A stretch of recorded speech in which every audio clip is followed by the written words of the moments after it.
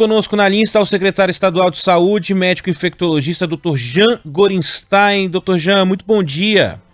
Bom dia, Ivan, bom dia, Célia, a todos os ouvintes da Rádio Band News. É sempre um prazer falar com vocês. Prazer todo nosso, doutor. Não estava na nossa pauta, mas eu quero começar a nossa entrevista já perguntando para o senhor a reação, né, a repercussão, como é que o senhor recebe essa informação da aprovação do uso definitivo da vacina da Pfizer aqui no país, né? O senhor que sempre defendeu, antes mesmo de assumir o cargo, que o país tenha vacinas, né, no plural, e hoje temos essa boa notícia, embora não tenhamos doses da vacina da Pfizer, temos agora essa autorização do uso definitivo, doutor Jean. Pois é, de forma tardia a gente recebe essa informação, mas isso é uma alegria muito grande. Nós precisamos realmente de vacinas da Pfizer, da AstraZeneca, do Butantan, da Moderna. Quanto mais vacinas, mais nós poderemos dar celeridade ao Programa Nacional de Imunização e vacinarmos a todos os brasileiros, para que aí sim a gente possa viver aquele nosso normal. Por enquanto, nós ainda estamos de uma forma ainda não tão acelerada quanto nós gostaríamos, muito pelo contrário, e dessa forma ainda colhendo os frutos disso, que é vendo as estatísticas de número de mortes, casos, internações em todo o país. Pois é, e aqui no nosso estado, secretário, muitas cidades nos últimos dias adotando medidas mais restritivas, né? A gente começou falando lá de Araraquara, entrevistamos agora há pouco aqui o prefeito da cidade de Araras, falamos sobre São João da Boa Vista, São Bernardo do Campo, aqui pertinho, Campinas, cidades que estão adotando medidas restritivas, toque de recolher, quer dizer, estão vendo ali a circulação de uma nova cepa. O prefeito de Araras até citou esse caso, né, que mudou o público. Né? Não há mais um grupo de risco. As pessoas que estão se internando lá são pessoas jovens, numa condição muito mais grave de saúde, em casos mais graves aparecendo. É muito esquisito, né, essa situação em que estamos vacinando, temos boas notícias, mas ao mesmo tempo a gente está vendo os números piorarem um pouco, né? Assusta um pouco o morador da capital paulista, por exemplo, quando São Bernardo do Campo adota uma medida como essa. Quer dizer, a gente já pode falar que é uma situação generalizada no estado em relação à circulação da nova cepa, em relação à piora dos casos nos números? Nós tivemos no estado de São Paulo a segunda semana consecutiva com o aumento do número de internações. Da sexta para a sétima semana epidemiológica, nós estamos agora na oitava, nós tivemos um aumento de 5% nas internações. A internação para nós é um número muito importante, porque ele revela exatamente o que está acontecendo nesse momento. É o que nós chamamos da dinâmica da pandemia no nosso estado. Então, estamos internando mais.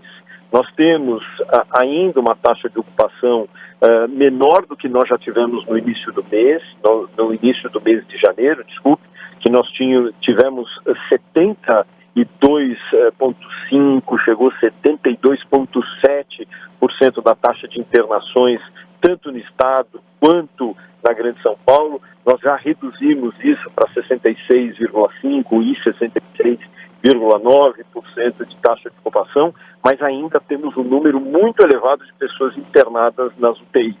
Ontem, no período da tarde, exatamente a 1h, nós tínhamos 6.410 pacientes internados nas unidades de terapia intensiva, enquanto o número máximo de internações nas unidades de terapia intensiva lá atrás, em julho, onde nós tivemos o maior índice da internação em UTI, nós tivemos 6.257. Portanto, superamos essa marca histórica. Isso faz com que nós tenhamos a necessidade de uma atenção redobrada em todo o estado, e com isso medidas são consideradas em cada uma das regionalidades, cada um dos municípios, e que podem ser muito mais enérgicos nas medidas de restrição, que podem ser adicionais àquelas já estabelecidas pelo Plano São Paulo. A gente lembra que o Plano São Paulo tem como objetivo diminuir a circulação de pessoas e com ela também diminuir a circulação do vírus, fazendo com que menos pessoas passem a ficar doentes e precisar do sistema de saúde. Mas em relação a essa piora dos casos, secretário, eu fico imaginando assim, quando a gente olha de forma global, tudo bem, temos ali 60 e poucos por cento da ocupação dos leitos, mas tem cidades que já estão beirando 100%, 80%, e eu imagino que um movimento natural será, quando essas cidades tiverem ocupação máxima, as pessoas vão procurar atendimento em outras cidades, né? Pode ter esse efeito dominó. O que mudou de fato em relação à pandemia? Foi o carnaval? São as aglomerações? É a nova variante, né? Por que as pessoas estão, como disse aqui agora há pouco o prefeito de Araras, mais jovens estão sendo internados e mais casos graves nas UTIs estão sendo, nos hospitais estão sendo registrados, né? Tem uma fórmula, uma resposta para essa questão? Tem sim. A resposta é que se eu tenho uma população que obedece às regras sanitárias, evita as aglomerações, usa máscara, faz distanciamento, independente da cepa, as pessoas estarão protegidas. Especialmente os jovens, que são aqueles exatamente que vão para encontro com os amigos, vão para festas e festas clandestinas, se aglomeram, vão e viajam. Foi o que aconteceu no final do ano, é o que nós teremos ainda a repercussão do carnaval. A gente ainda não colheu os efeitos do carnaval que ainda colheremos, que as pessoas realmente se aglomeraram, especialmente os jovens. Os jovens, eles têm a falsa sensação que eles só vão perder o paladar e o olfato. E alguns perdem, além do paladar e o olfato, perdem a vida. E, infelizmente, é uma doença que ela não poupa nenhuma faixa etária. É claro que nós observamos, e veja bem, nenhum trabalho documenta isso, é uma infectividade maior. Acho que perdemos aqui o contato com o Dr. Jean Gorenstein. A gente vai tentar refazer o contato com ele, até porque são muitas dúvidas de ouvintes chegando, ainda para repercutir a Pfizer, né? Claro que a gente está falando aqui da situação do Estado de forma geral, em relação à pandemia, mas eu vou voltar nesse assunto também da Pfizer, já que alguns ouvintes querem saber, né, como é que fica a questão do Estado de São Paulo em relação à nova vacina. Mas, secretário, retomado o contato aqui, o senhor falava que, a gente ainda não está sentindo os efeitos do carnaval na pandemia, e que, de qualquer maneira, o desrespeito às regras é o grande fator aí, né, para que a gente tenha essa piora nos números, né? Sem dúvida. A gente não tem nenhum trabalho que documente, mas a gente sabe e tem visto, por exemplo, Jaú, a cidade de Jaú, ela teve uma elevação de 160% no número de casos em 2 semanas e meia. Quer dizer, mostrando que não era só a população vulnerável no que tange a não usar máscaras e aglomerações, mas é a capacidade do próprio vírus também de se disseminar mais. Nós temos que ter e redobrar a atenção. Com relação ao número de leitos, como você vinha dizendo em relação ao interior, nós o que temos feito? Temos ampliado o número de leitos em todo o estado, principalmente naquelas regiões que atingem níveis maiores de ocupação, como foi em Jaú, como aconteceu em Araraquara, São Carlos, Américo Brasiliense e muitas outras cidades do estado, Franca, fazendo então com que nós possamos dar suporte não só com o aumento do número de leitos de UTI, enfermaria, respiradores que estão sendo destinados a essas regiões, e nós temos ainda os respiradores, que são os respiradores emergenciais produzidos aqui pela Poli USP e que são doados aos municípios no sentido para que eles possam acolher os pacientes ainda no pronto-socorro, ou seja, aquele que aguarda uma vaga na unidade de terapia intensiva, ele já faz uso desses respiradores emergenciais, fazendo com que ninguém deixe de ser assistido de forma adequada. E nós faremos ainda mais.